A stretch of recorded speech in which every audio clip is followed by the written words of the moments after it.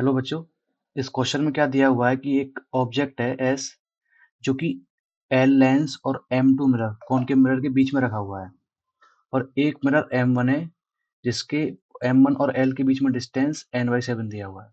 हमको निकालना ये है कि n की वैल्यू क्या होगी। तो इस क्वेश्चन में मांगा हमसे ये है कि ये कितना दूर रहे L से जिससे जो S है उसी जगह पर इमेज बन जाए। तो हमको पता है रिफ्लेक्शन के लॉ के अकॉर्डिंग पहले तो ये यहाँ रिफ्लेक्ट होगा, यहाँ ये M2 इमेज बनाएगा इस ऑब्जेक्ट की, फिर लेंस से इसकी इमेज बनेगी कहीं पे, फिर M1 बनाएगा और M1 की डिस्टेंस उस इमेज से होनी चाहिए कर्वेचर पे, जिससे कि ऑप्टिकल रिवर्सिबिलिटी का लॉ लग जाएगा। तो शुरू करते हैं क्वेश्चन। तो ये ऑब्जेक्ट सबसे पहले इस M2 में कहाँ इमेज बना रहा होगा वो देख लेते हैं। देखो, इसकी फोकल लेंथ दे रखी है, M2 की फोकल लेंथ दे रखी है, सॉरी रेडियस ऑफ कर्वेचर दे रखी है 24, तो फोकल लेंथ हो जाएगी 12 सेंटीमीटर। और इस L की क्या दे रखी है लिख लेते हैं पहले हम। फोकल लेंथ दे रखी है इसकी 10 और इसकी दे रखी है, इसकी भी 10 है। तो आगे प्रोसीड करते हैं। मिरर में रिफ्लेक्शन का फॉर्मूला क्या होता है? मिरर में होता है पहले इसका, इस ऑब्जेक्ट का इमेज हम इसमें बनवाएंगे इस मिरर में, तो उसके लिए मिरर वाला फॉर्मूला लगाते हैं पहले। वो होता है 1/v, v is final image plus 1/u, u is distance of object is equal to 1/f, f is focal length. तो वैल्यूज को पुट कर देते हैं यहाँ पे।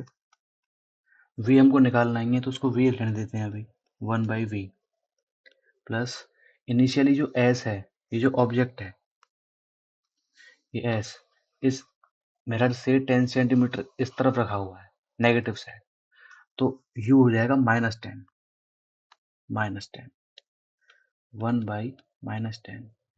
और कॉनकेव मिरर का फोकल लेंथ हमेशा नेगेटिव में आता है, तो जो कि हो जाएगा -1/12, -1/12। यहाँ से जो v की वैल्यू आएगी वो हम निकाल लेते हैं, वो आ जाएगी ये, जो कि निकल कर आएगी 1/v is equal to 2/120 which is further equals to 1/60। यानी कि जो ये आएगी इमेज, इस ऑब्जेक्ट की जो इमेज आएगी इस मिरर के बाद, इस मिरर से रिफ्लेक्ट होने के बाद, वो 60 सेंटीमीटर आएगी इस तरफ, इस मिरर से इस तरफ 60 सेंटीमीटर दूर, यहाँ पर इमेज बनेगी, ये डिस्टेंस 60 सेंटीमीटर यहाँ पर। अब इस मिरर का काम तो हो गया, M2 का काम तो हो गया।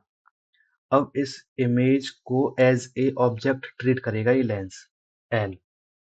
अब देख लेते हैं लेंस क्या करेगा।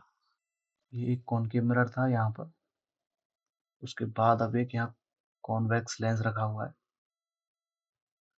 अब उस M2 का हमको यूज नहीं है तो उसको मैं नहीं बनाऊंगा। और यहाँ पर एक,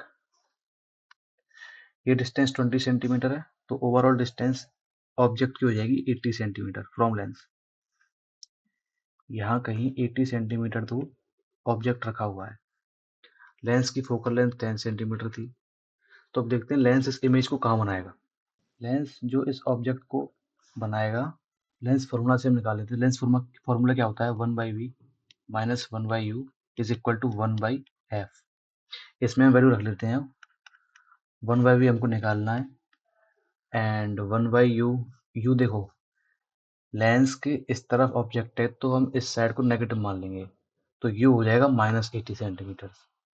तो ये प्लस हो जाएगा, यहाँ पे साइन चेंज हो जाएगा, 80 is equals to, convex lens की फोकल लेंथ पॉजिटिव मानते हैं हम, तो इसका फोकल लेंथ 1/10 रहेगा। यहाँ से जो 1/v की वैल्यू आएगी वो 1/10 माइनस 1/80 आ जाएगी, जो कि निकल कर आएगी 7/80 ये आएगी। यानी कि जो v की वैल्यू आएगी वो 80/7 आ जाएगी। इसका मतलब है इस ऑब्जेक्ट की जो इमेज बनेगी वो इस लेंस से इस तरफ बनेगी 80/7 सेंटीमीटर्स दूर यहाँ पर बन जाएगी। ठीक है, अब क्वेश्चन में हमको क्या दिया हुआ है कि ये मेरा जो M2 है, ये M2 है M1 है, ये जो M1 है जिसकी फोकल लेंथ 10 सेंटीमीटर्स है, कुछ इस तरह से इस डिस्टेंस पे हो जिससे कि जो S1 था, यहाँ पर S1 था, पहले ऑब्जेक्ट था, वो वही बन जाए। तो इसके लिए ये जो ऑब्जेक्ट है, ये ऑब्जेक्ट सेंटर ऑफ कर्वेचर पे रखा होना चाहिए, क्योंकि कर्वेचर पे रखा होगा तभी रिवर्सिबिलिटी का लॉ लगेगा। अब कर्वेचर पे रखने के लिए इसकी जो डिस्टेंस है, इसकी जो डिस्टेंस है ये होनी चाहिए 20 सेंटीमीटर्स, यानी कि इस मिरर से जो ये ऑब्जेक्ट है, जो ऑब्जेक्ट है उसकी डिस्टेंस 20 सेंटीमीटर होगी। तो इसके रिस्पेक्ट में, इस मिरर के रिस्पेक्ट में सेंटर ऑफ कर्वेचर पे होगा, और अगर सेंटर ऑफ कर्वेचर पे होगा तो ऑप्टिकल रिवर्सिबिलिटी का लॉ लग जाएगा। तो जहां से ऑब्जेक्ट रखा था वहीं पे इमेज बन जाएगी, वापस रिवर्स हो जाएंगी पूरी रेज। तो 20 सेंटीमीटर दूर इससे ऑब्जेक्ट होना चाहिए, यानी कि देखो ऑब्जेक्ट मेरा कहीं यहाँ आया है, 80/7 सेंटीमीटर दूर इसकी इमेज बनी है, और इससे इसका डिस्टेंस 20 सेंटीमीटर होना चाहिए। तो यानी ओवरऑल डिस्टेंस यहाँ से यहाँ तक का कितना हो जाएगा, 80/7 + 20, 80/7 + 20। और क्वेश्चन में दे रखा है कि ये जो है L और M1 के बीच का डिस्टेंस n/7 होना चाहिए। तो n/7 से इसको कंपेयर करा देते हैं हम, n/7 ये। तो यहाँ से n की वैल्यू क्या आ जाएगी, 80 + 140/7, n/7। तो यहाँ से फर्दर n की वैल्यू 220 हमारे पास आ जाएगी। ये हो गया n की वैल्यू।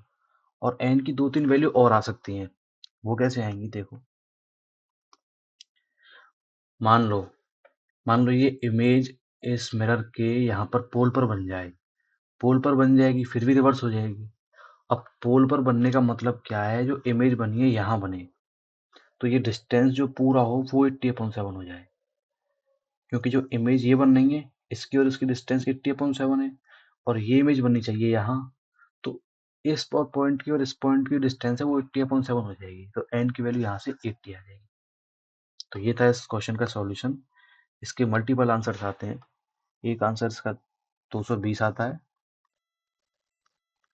इसका 80 भी आंसर आता है, और भी इसका शायद एक आंसर आ सकता है।